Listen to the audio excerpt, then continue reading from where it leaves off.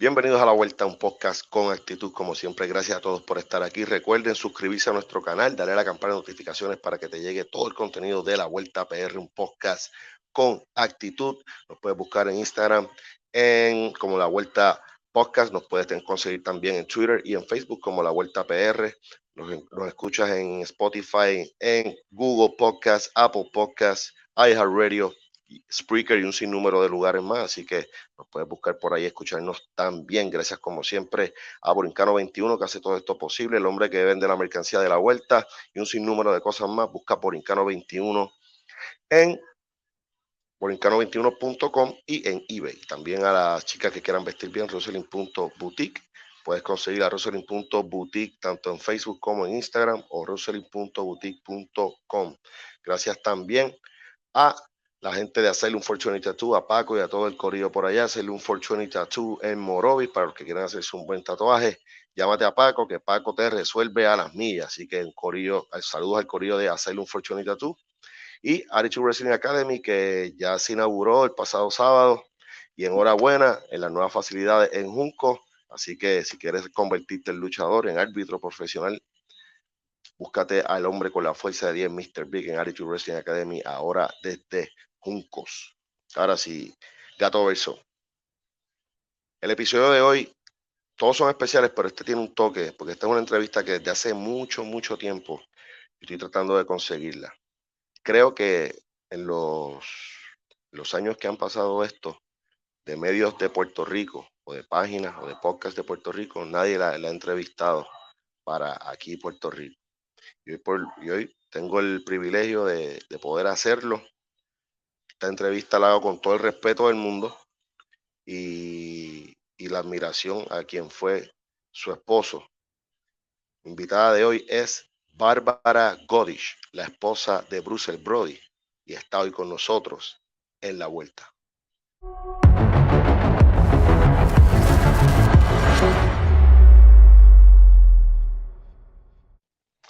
Y lo prometido es deuda, amigos de Puerto Rico. Conmigo está aquí quien fue esposa de Bruiser Brody, Bárbara Goodish. Barbara, thank you for accepting being here. How you doing? Welcome to my podcast. Well, thank you, and thank you for having me. I feel very honored that you wanted me on your podcast. Well, it's our pleasure, and we were looking forward to this interview. Not only us, a lot of people in Puerto Rico, because I think that you have never done an interview for the Puerto Rican people here, right? No, I've done a lot of interviews, but I have never done. This is my first interview for Puerto It's gonna be Rico the first, and the so people. more than honored to be the first one that can speak with you. I'm going to start and how you guys met back in the days. You're from Australia, correct? Correct.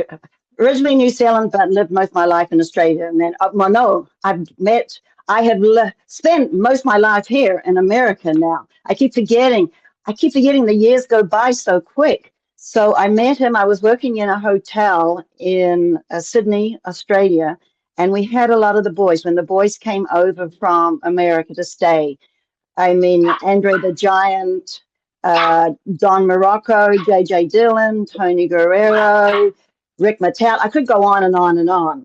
And I just happened to be working on the front desk the night that he arrived in from America. So that's how I first met him.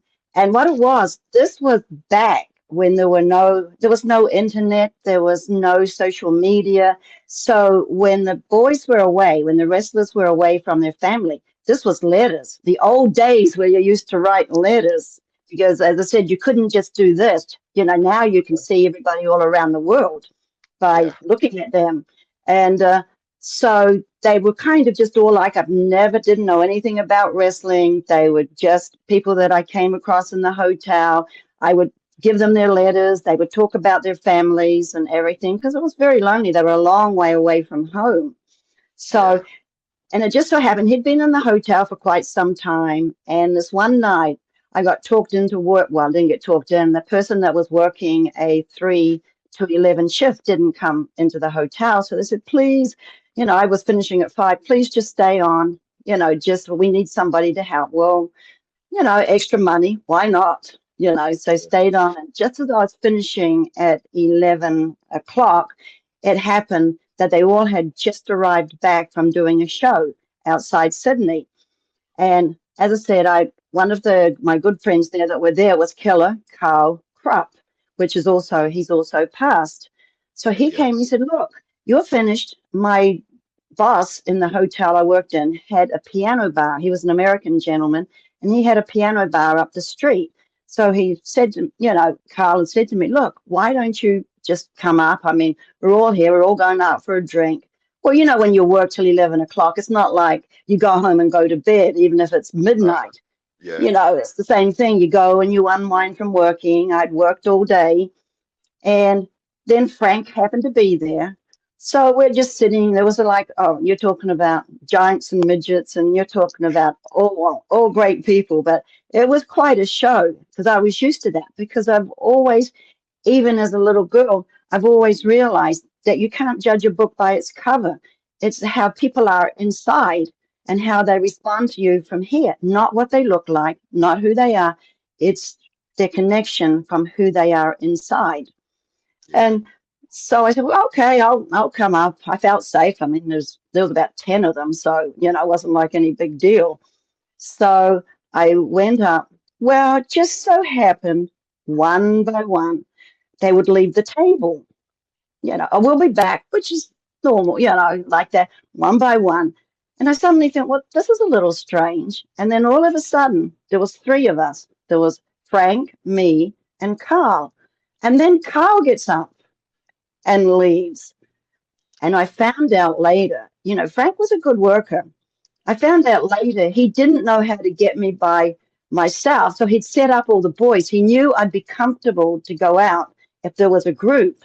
So he'd set them up. So he'd say, you leave, get her at the table and let's leave. And so we finished off just the two of us. And I think we talked all, to the wee hours of the morning, because you know what it is with people. I tell people when they're dating or anything, when people go out on a date, they're not themselves because they're trying to impress the other person. That's just a normal reaction. But when you've been around people and you're yourself, you're not trying. I wasn't trying to impress anybody. I was just me. So you get to know somebody as their real self and not as someone that's trying to be someone different. But it's just normal for a lot of people, because you want to put on your best, appearance. Yeah, and, I mean, that's just normal. Yeah, you want to impress. So he saw me as the real, and he'd been in the hotel for a few months. So there had been a lot of just, giving him his mail and talking back and forth. So it wasn't a date. And I think that's why it kind of worked out, because it was just a friend. Sometimes friends are good. So start as a friend. I tell people, start as friends and where it may go. And usually they are the ones that work out. Yeah, I totally agree. So he was pretty clever the way he did it to get you all by yourself. He did like an angle. Let's little by little. Oh, Let's yeah. go, and we got to the finish of the tournament. That was He was clever. a That good was clever. worker. He was a Yeah, good worker. definitely.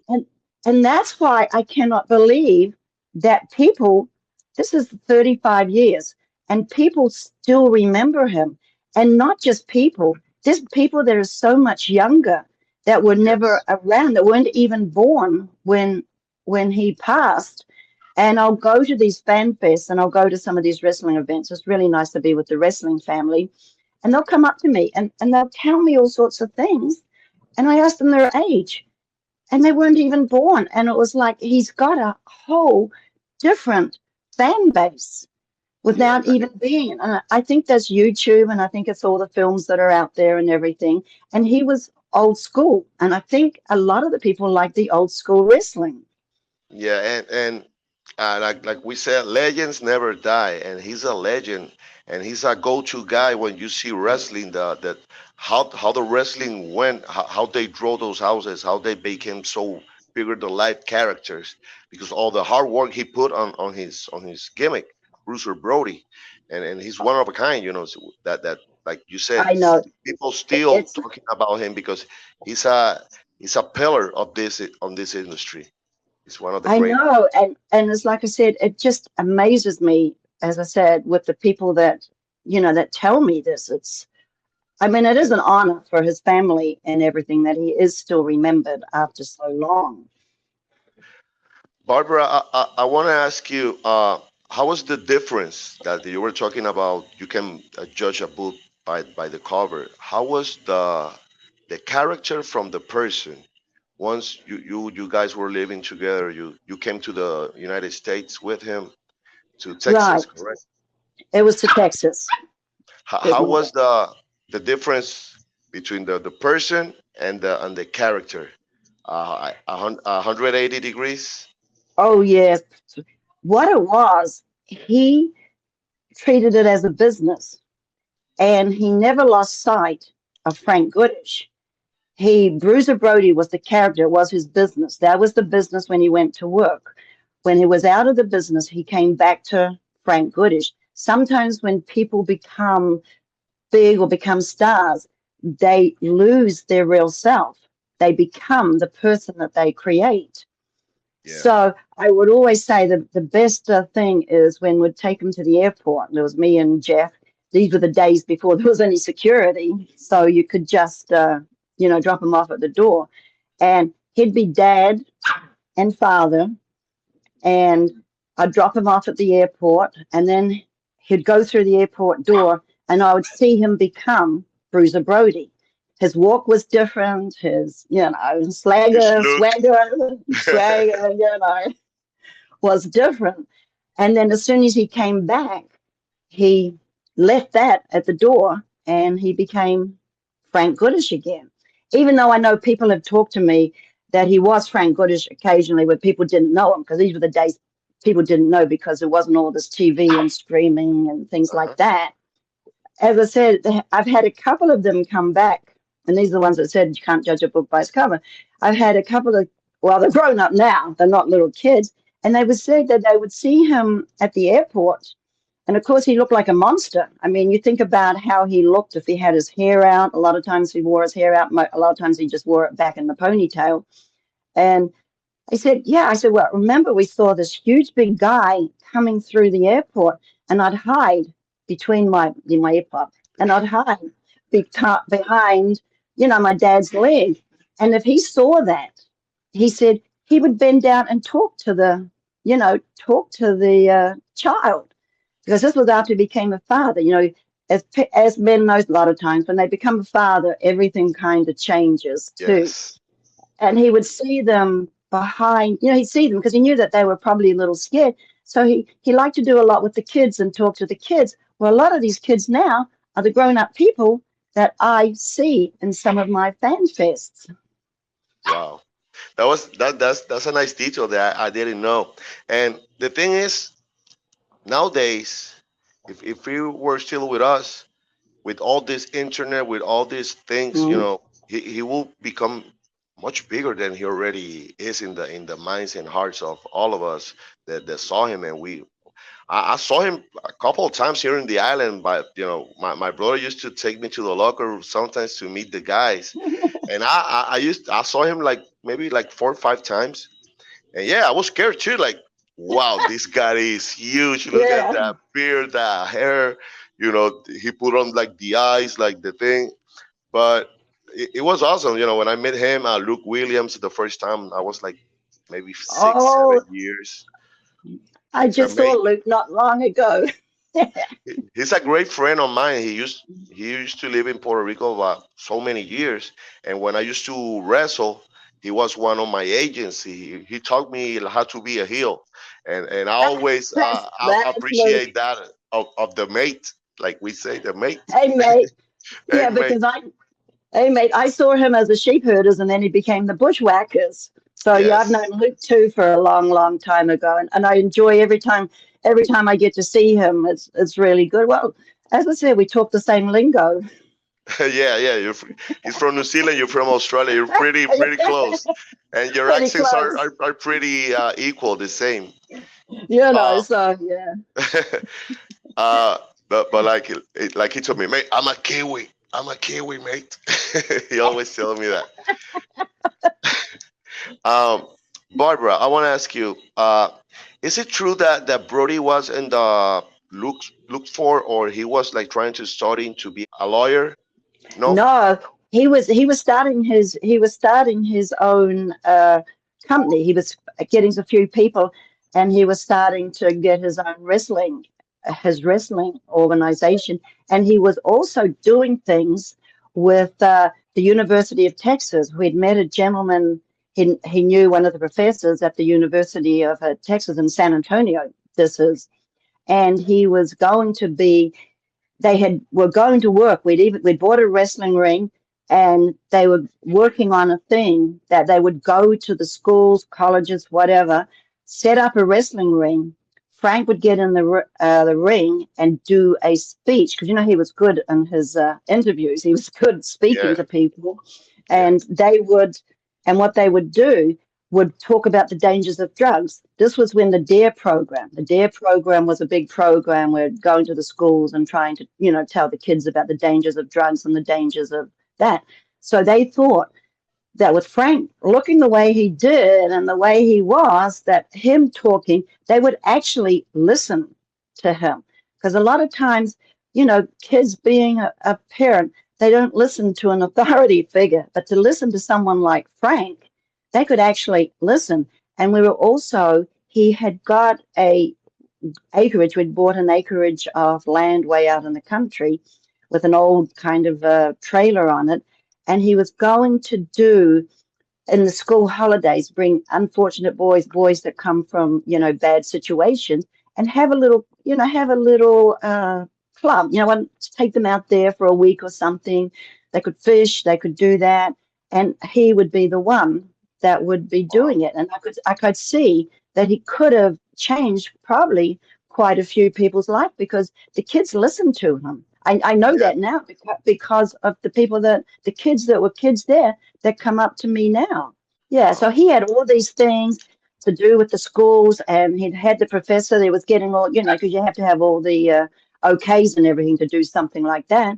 But he was working with the right people, and then he was doing a few little shows with Herb Simmons and Larry Matisak out of St. Louis. That was the San Muchnick territory in St. Louis, and they were running a few little shows, which they were starting off, and they had some really, really good people that were coming.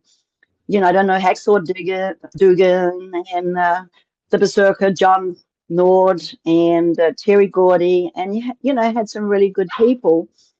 But as I said, all this kind of went by the board. But he did have some really good ideas. He'd started off a Brody Athletic Management Company, which was, a company.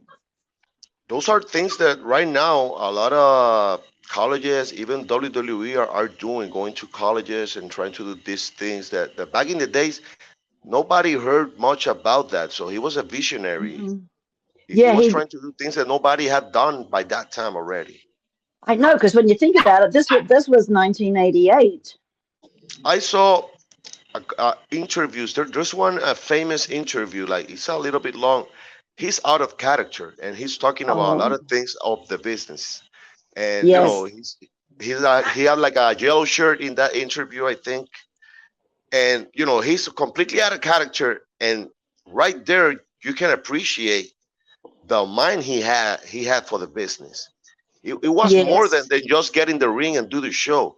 He was talking about editing. He was talking about cameras. He was talking about producing. He already was thinking about do his make his promotion, because he saw the right, potential and the money you can make in the business. right. Correct? Because exactly, because what it was, he was when he was 42 years old, and the things that he had done in the wrestling, plus playing football too, there was only a matter of time before the body was starting to break down. Yeah. And he knew there was going to be a time that he wouldn't be able to get in the ring and do what he needed to do, because he was always watching. He was always watching tapes. He'd come back from Japan, and he would get some tapes from Japan, because Japan was a whole different style of wrestling too Yeah. over The there. hardest. You had to work. I mean, you had to work, and you probably had to go out there and do an hour. That's why Yeah. there was one show that I didn't get to see a lot of wrestling matches, but there was one show that I got to see that he did 1 hour with Ric Flair in St. Louis.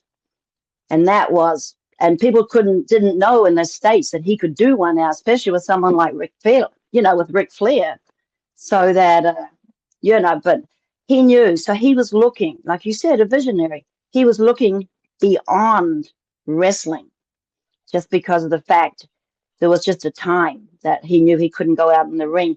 And he wanted to always give the fans the best night of his life. I mean, he was just, because he said Yeah, he they was one paid. of a kind.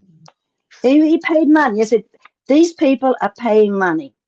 And I don't want them to leave the building and say, well, that was okay. He wanted them to leave the building and say, wow. And now, 35 years later, I guess he did, because people are still remembering him. Yeah. So I guess he did leave a legacy. Because of that vision he already had for the business, because he was studying the business all the time. He went to so much places: Australia, Japan, Puerto Rico, And Europe, yeah. all United States.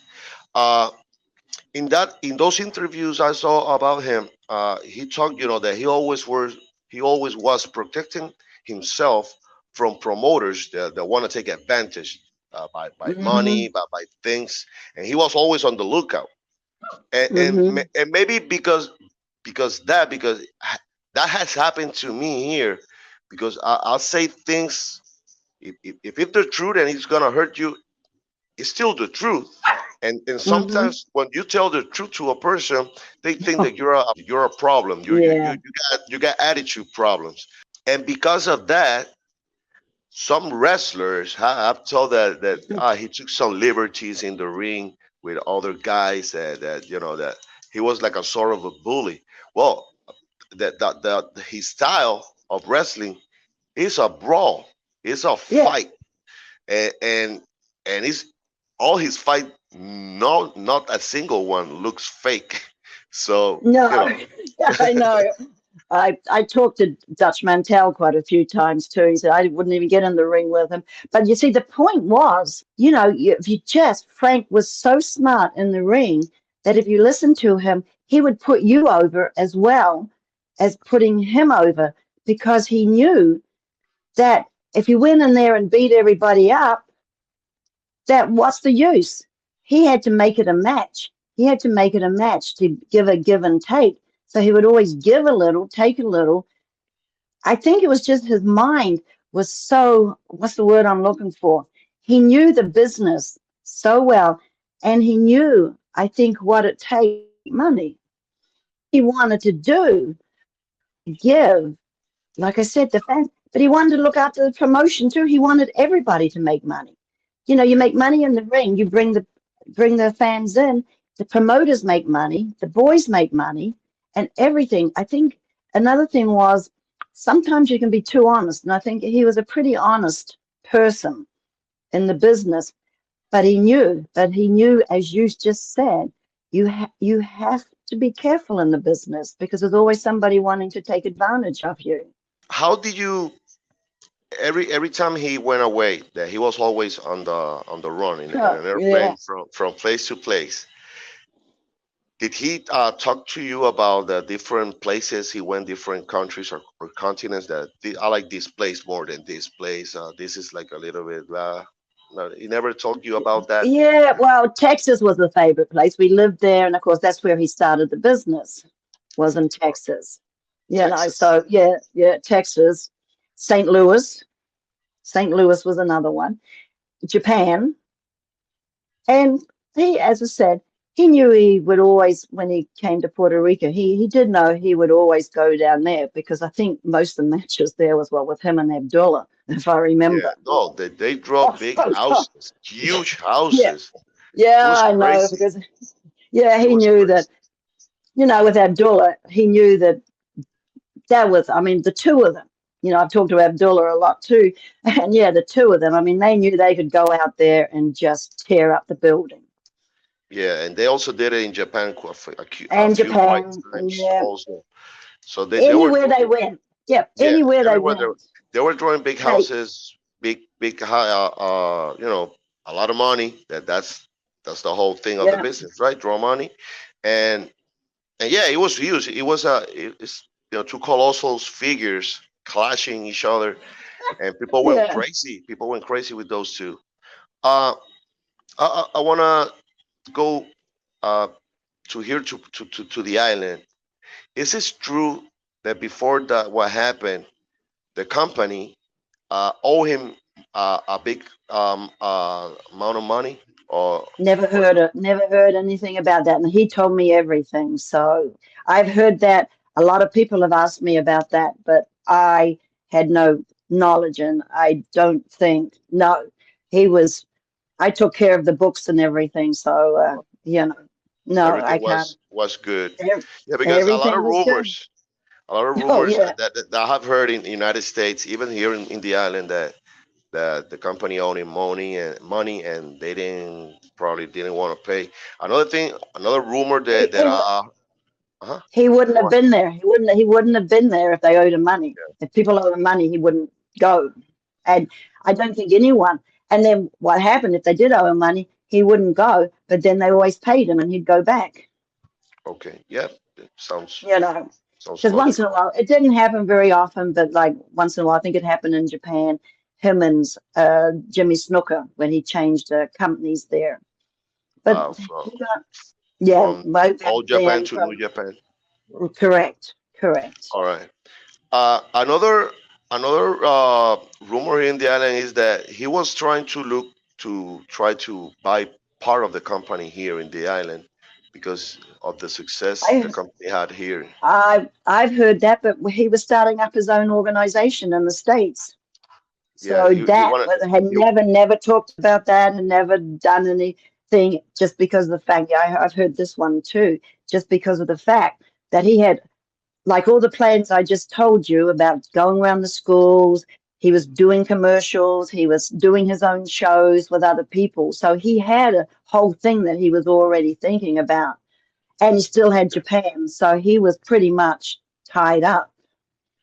yeah, I know there's so the, many rumors, as you know, that yeah, in life, you know, and that's okay. That's life. There's always rumors that are going to be had. I've heard all those rumors too.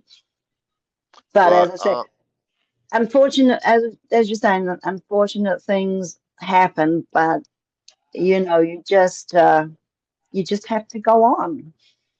You mhm. know, um, after all that day that happened, that tragedy, uh, who was the person who contacted you of what had happened here on the island? it was Nancy. I think Carlos's wife. She was a Canadian lady, Yeah. if I remember. And so we were both from the same kind of British thing. So as I said, so it was Nancy that contacted me. Okay.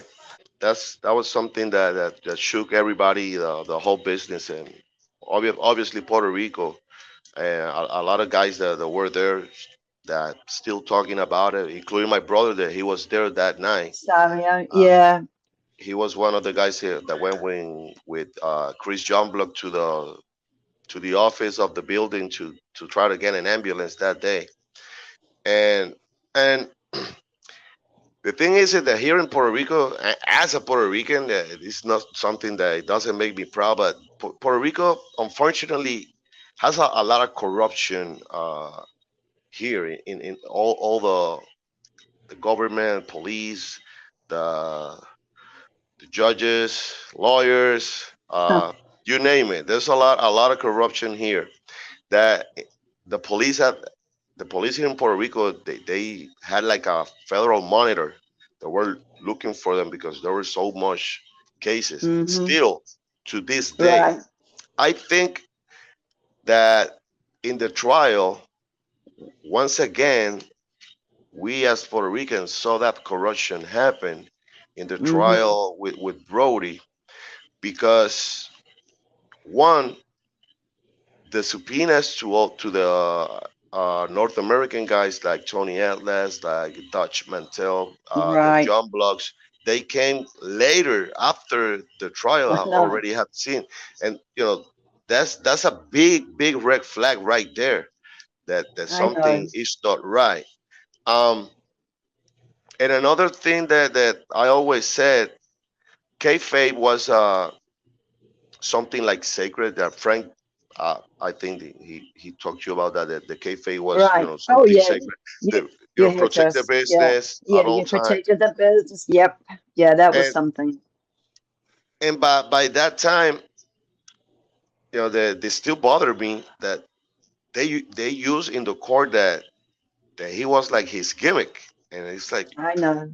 Yeah. no, that's you know I they're supposed to know. be professionals. They're supposed to be people that that investigate. Uh, and they did a bad work, a bad job. To I don't want to curse. I don't want No, to curse I because know. of respect. No, Um, no, I know. I know. and As I said, it's like the old thing. I think it's a Serenity poem or something. You yeah, know, change the things you can and accept the things you can't you change. can't. You Do know, you think, Barbara, that all that happened? Do you think that that person did it by himself, or there were maybe other people involved in that what happened? is something. That is something you and me, we will never know. As I said, why? As I said, it's just something that was been 35 years. There's only probably one person that knows, or two, who knows, one, two person. We don't know.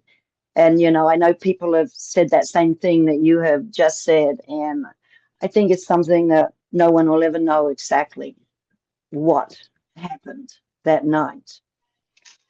Yeah, It and changed a lot. It changed a lot of people's life. yeah, And, but it's like I said, some things you just got to accept because you can't change it. like you And I said know that. it still bothers Tony. I know I talked to Tony Atlas, and I know it still bothers him. But I have managed to put it in the right. You know what I mean? Otherwise, as I said, and you can't keep hate in your heart either. You have to accept, things and move on, whether it's right or wrong. It's just you have to be a survivor on different things, that happen. That's a beautiful thing that you just said right there. Powerful. That's power. That's the true Okay. power. You have said in other interviews that you're in peace with yourself, and you don't Right. want to keep doing, keep going after what happened that day. That No. you just accepted, and you already moved on from all of that. Moved Correct. on as 35 years because I know some people that things horrific things have happened to them, but they're still stuck. They have never moved on. They've kind of given up living or something because all their memories are of the bad things that happen. Well, as we know, bad things happen to all of us, but we have to, like you said, put it in its own separate spot and move on. Yes, as the anniversary, a lot of people contact me on the anniversary and everything, and there's certain dates and that. But because you don't forget. I'm not trying to say that it's forgotten. No, you never forget. There's certain dates. But as I said, you just put one foot in front of the other, and you just move on. In fact, after everything happened, when I came back to the States, I had good friends, mine and Frank's good friends. It was the school holidays, as you know, because it was July, and they had two children that Jeff had known from, since they were young kids. And they asked me, they said they had to get back to work. I said, is there anything we can do? And I said, leave your kids with me, because I knew coming back and then having to deal with everything. I had three kids I had to deal with. So they kept me occupied all day, which was good for the mind because then I couldn't dwell on the mind of losing Frank. And so and it was good for Jeff, his son, because he had two children that he was corresponding with, and they wanted holidays. They wanted to go here, they wanted to go there. So it was the best thing that I could have done was keep busy. And I used to make a list of things that needed to get done, and I sometimes tell people this. And if you would just cross off one thing on that list, you have actually accomplished something that day and you have moved forward just a little bit. Wow. Great. Uh, do you? what if you can tell us what your son thinks about all of this? He's in the same with like you guys moved on, you accepted, and you're trying to live your life Yeah, as peaceful as possible. yeah, I think he doesn't talk. He's accepted the fact because I think at 7 he didn't really know who his father was or what his father did, and how so many people knew his dad.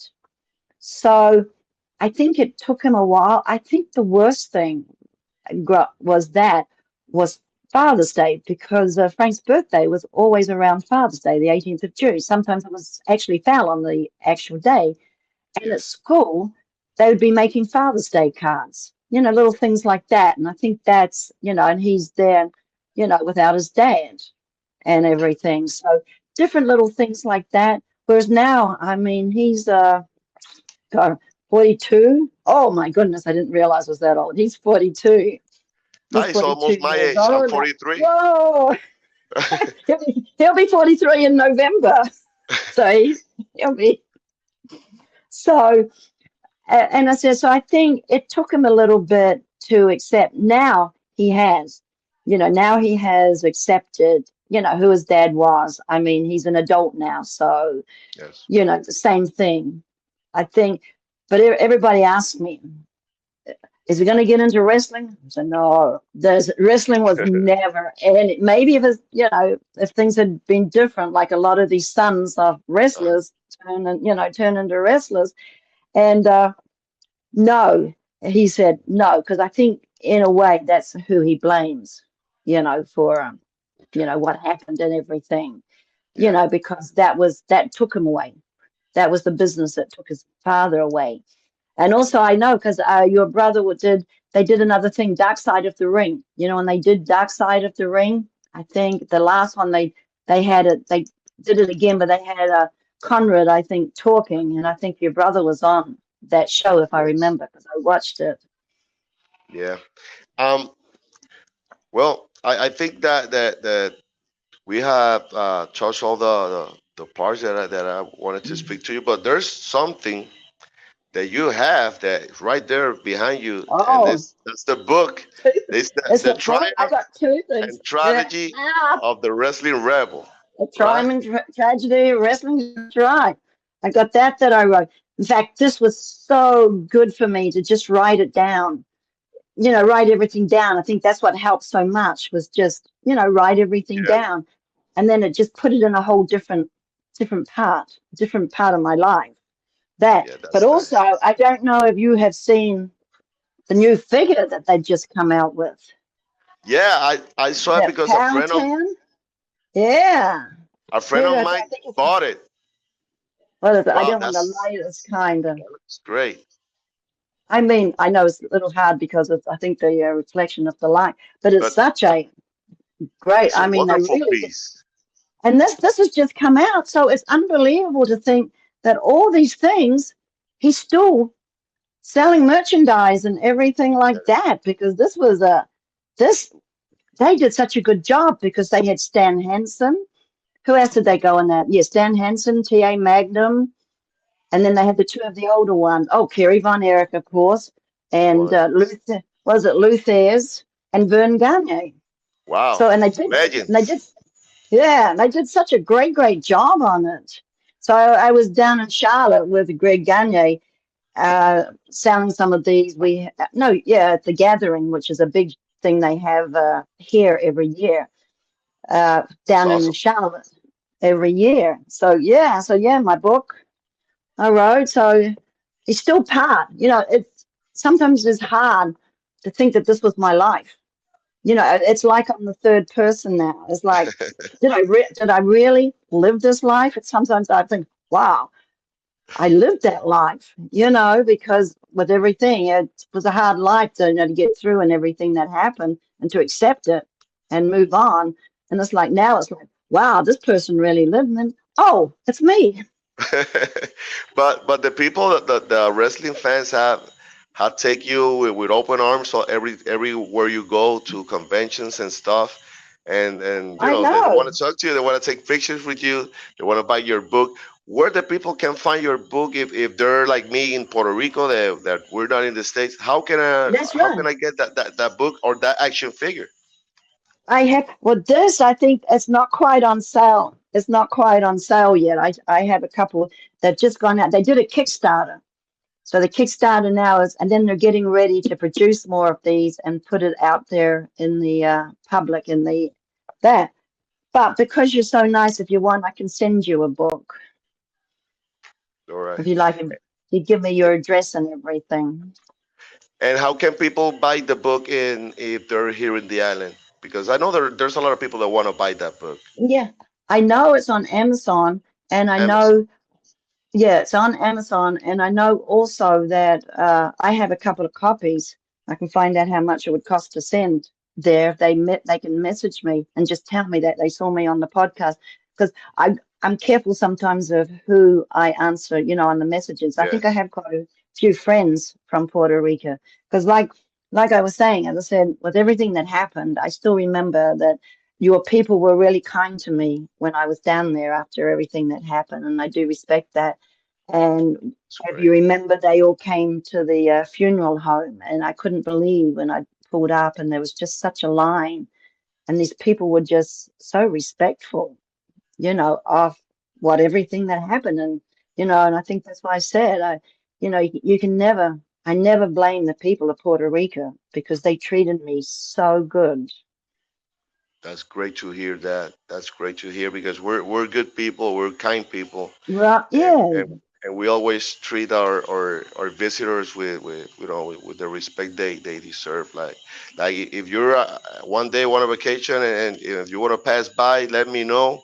I'll take you to eat to the best places near the beach that you can imagine. you And never know. I might take you you up on never that know. one day. You never Well, know. I got that right there, just in case, Barbara. Barbara, Okay. it's been more than a pleasure to talk to you and that you take your time to talk to us and our fans here on Puerto Rico. I know that this is for me is one of the top podcasts I ever made in the 5 years I've been doing this, and I'm Oh, so thank honored to have you. you and to be the first one to interview here in the island. So uh, before uh, before we go, I just want to thank you again and say shout out to your son. Hope he's doing good and much respect and Mhm. love from the island. And looking forward to read your book. And and when that action figure comes out, I know a lot of friends of mine, a lot of fans that I know here in the island are gonna buy that because that's a collectibles item right there. It And is. Mm-hmm. it's a great piece of art that they made with Brody, and They it's did. awesome. It's awesome. Powtown, Powtown Wrestling. I think they have a website too, so I'm sure that yeah, they will have information on that town. We still remember Brody here, and we always talk about him, and it's great to still remember such a guy, such a legend like him that he gave so much to the business, not only here in the island, for all over the world. And respect to the legends always. The best wishes for you and your family, Barbara. Thank you. Before we go, do you want to give a last message to the people of Puerto Rico that is watching us? Hey, I would love to come all visit you because, as I said, you guys, all of you, was so great when I was down there, and it was such a sad time for me. But thank you. I just want to thank you, and I just want to give a big thank you for remembering Frank. I mean, you're keeping his memory alive, and thank you from the family, from my heart. Thank you so much, Barbara. And I also want to thank a person that made this possible, my friend in Florida, Jose Maldonado, that he Oh, was the one yes. to reach you and put us, in contact to do this. So let me shout out to him in Spanish for a minute, Barbara. Así que Yeah. a José Maldonado, Piraña Maldonado, bebé, mi pana de Maricao, Puerto Rico. Gracias por hacer esto posible, hermano. Barbara, thank you, thank you so much for accepting this. Like always, the best of wishes, best of luck in your life and all you're doing. Keep rocking, and I hope to Thank see you. you again. So thank you Thank you. for accepting this interview. Amigos, Thank you. Bárbara Goodish, la ex esposa de Ta-ta. Bruiser Brody, estuvo aquí con nosotros en la vuelta. Suscríbase al canal, dele la campana de notificaciones. Y Bárbara y yo nos vamos. She's been Barbara Goodish. I'm Dennis Rivera for La Vuelta PR. See you next time, friends. Thank you.